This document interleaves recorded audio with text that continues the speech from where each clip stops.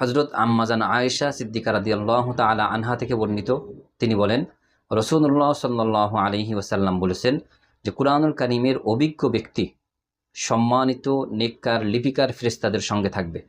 আর যে ব্যক্তি কুরআনুল কারীম তেলাওয়াত করতে যেয়ে আটকে যায় বা বেঁধে বেঁধে তেলাওয়াত করে, তার জন্য রয়েছে দুটি পুরস্কার। সুবহানাল্লাহ।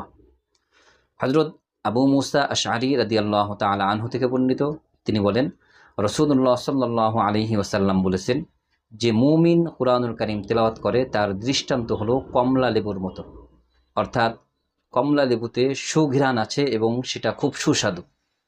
যে মুমিন কুরআনুল কারীম তেলাওয়াত করে তার অবস্থা এই কমলা লেবুর মতো।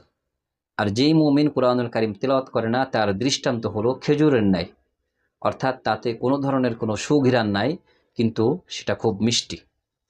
এবং যে মুনাফিক কুরআনুল কারীম তেলাওয়াত করে তার দৃষ্টান্ত হলো রাইহানা ফুলের মতো, তাতে খুব সুঘ্রাণ আছে কিন্তু তা খুব তিক্ত। আর যে মুনাফিক কুরআনুল কারীম তেলাওয়াত করে না, তার দৃষ্টান্ত হলো হানজালা অর্থাৎ মাকাল ফলের ন্যায়, তাতে কোনো সুঘ্রাণ নাই এবং সেটা খুব তিক্ত।